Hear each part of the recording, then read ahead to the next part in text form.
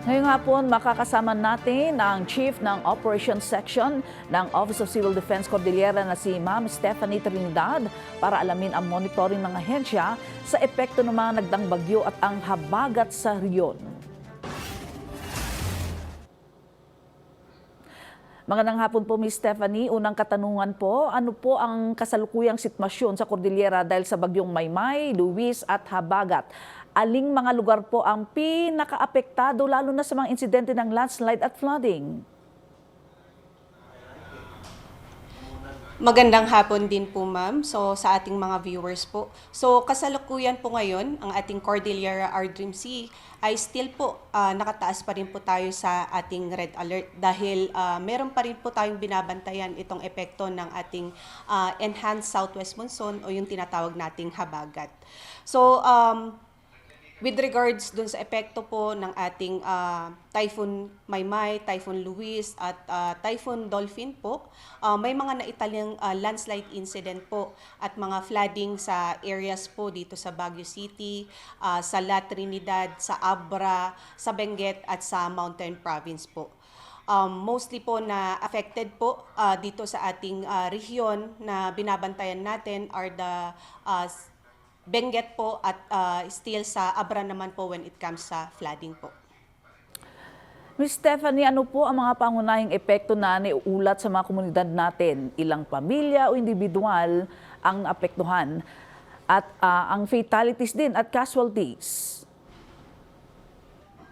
So batay po sa ating latest na available report po sa ating DSWD, umabot na po sa 348 barangays, 24,819 families, consisting po ito ng ating 65,421 individuals dito sa buong rehiyon po, dito sa Cordillera. So sa ngayon po, meron po tayong 20 evacuation centers na still operational po at kumukup po sila sa 98 families po. Sa kasamang palad po, meron tayong naitalang 15 fatalities at 13 injured persons sa buong rehiyon ng Cordillera. Kumusta naman po ang paghahatid natin ng iba't ibang tulong sa mga apektado katuwang ang DSWD? Naabot na po ba lahat ang mga apektadong lugar? Patuloy pa rin po yung ating distribution po ng ating relief at humanitarian assistance po through our DSWD, through our local government units, even our partner agencies po and other organizations po. So sila po yung mga nagbibigay or continuous na namibigay po ng mga tulong sa mga affected na population. And the Office of Civil Defense po, sa pangunguna ng aming Regional Director Albert A. Mogol, bilang lead po ng ating logistic cluster, no, patuloy pa rin po yung aming pagpro-provide ng logistical support at ang aming non-food item kagaya ng mga repair kits, mga tents, mga hygiene kit, sleeping kits po, and even mga fuel po dun sa mga ating mga responders at dun sa ating mga local government unit. Panguling katanungan at my end, Ms. Stephanie, marami pong naiulat na landslide at pagkasira ng mga kalsada. Base sa monitoring at koordinasyon natin sa DPWH, ano pa ang mga kalsadang apektado at sarado sa ngayon? Sa kasalukuyan po ngayon, base po doon sa report na naitala po ng ating DPWH, meron po pa ring 8 road sections na naiulat na hindi pa passable. Kabilang na dito yung ating Quezon Road at ilang mga road sections sa probinsya ng Benguet, Kalinga at Mountain Province. Patuloy pa rin po yung coordination natin sa DPWH at mga concerned LGUs para sa mga clearing operations at restoration for the road accessibility po. Naimbag nga malum Ma'am Stephanie, si Jorton Campana po ito. Karagdagang katanungan lang sa akin. Bukod po sa infrastruktura, ma'am, o sa mga kalsada natin, may epekto rin ba ang bagyo at habagat sa agrikultura dito sa rehiyon maliban po sa lumabas kanina na balita mula sa Department of Agriculture, ma'am? Opo sir, malaki rin po yung epekto nitong mga nagdaang mga tropical cyclone natin ng Luis at Maymay and even our southwest monsoon sa agriculture sector po natin. So batay po sa report ng ating Department of Agriculture, CARPO, yung total damage and losses po sa agricultural sector ay umaabot na po sa 81.81 million.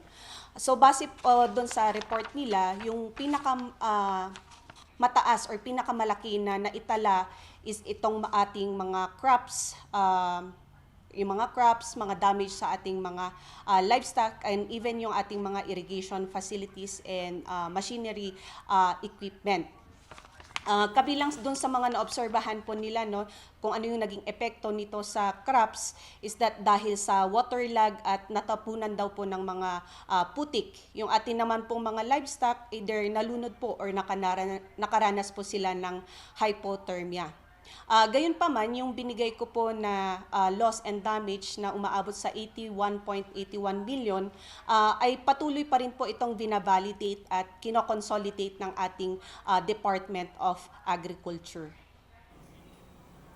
Ma'am, kumusta naman po ang supply at mga linya ng kuryente sa iba't ibang probinsya sa rehiyon natin, ma'am? Sa kasulukuyan po ngayon, sir, base po sa monitoring ng ating Cordillera RDRIMC Emergency Operation Center, operational naman po ang ating mga major lifelines sa buong rehiyon dito sa Cordillera po.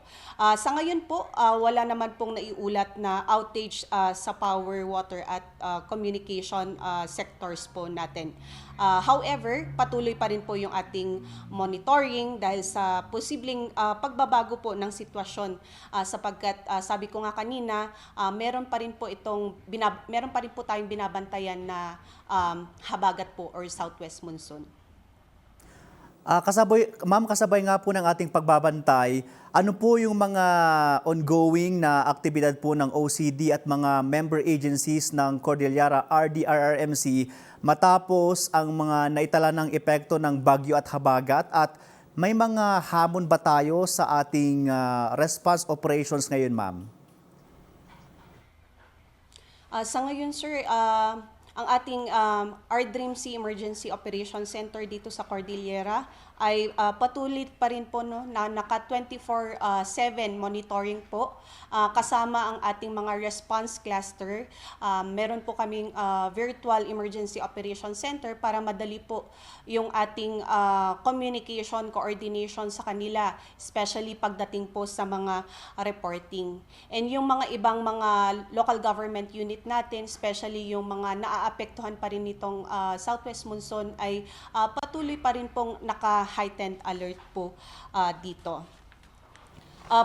Nating minomonitor yung ating mga road conditions, yung mga affected communities natin, especially doon sa mga active pa po yung kanilang mga evacuation center. And katuwang natin yung ating mga other regional line agencies, especially yung ating member agencies ng Cordillera RDRIMC sa pagbabantay po nito. So sa ngayon po, wala pa tayong identified na critical gaps or unaddressed na operational support requirements. Panghuli na lamang po, ma'am, ano po ang mensahe ng ating ahensya OCD Cordillera sa mga residenteng apektado nga ng kalamidad, at yung reminder na rin natin sa lahat pa ng ating kababayan, lalo pa at nararamdaman pa rin ang epekto po ng habagat, ma'am? Go ahead po. Thank you, sir. So, in behalf po of our Regional Director Albert Mugol at ang ating chairperson din po ng Cordillera RDRIMC, ang ating panawagan sa ating mga communities, sa ating mga public, still maging alerto pa rin po tayo sapagkat dito sa Cordillera po is binabantayan or apektado pa rin po tayo dito sa ating southwest monsoon po. And pabugso-bugso pa rin po yung pag-ulan, at alam naman po natin na ilang araw po tayong continuous po yung pag-ulan natin dito. Kaya dun sa mga community or sa mga barangays po, lalo-lalo na kung aware po kayo na aware po tayo na tayo ay nasa landslide prone area or flood prone area, maging alerto at kung kinakailangan po na lumikas po tayo, pumunta tayo sa evacuation center, makipag-coordinate po tayo sa ating local government unit kasi handa naman po silang tumulong sa atin. And sa mga lahat po ng mga affected po na mga population po natin dahil dito sa mga nagdaang bagyo at dahil dito sa enhanced southwest monsoon, patuloy pa rin po ang ating opisina at the same time katuwang ang ating mga regional DRRM council members sa pagbibigay ng tulong sa kanila. At higit sa lahat po, kailangan pa rin po nating tandaan na dapat po ang unahin palagi natin is yung ating safety po. Pagyamanan, Ma'am Stephanie Trinidad, iti oras nga impayo iti PTV Cordillera, mabuhay ang OCD Cordillera, Ma'am.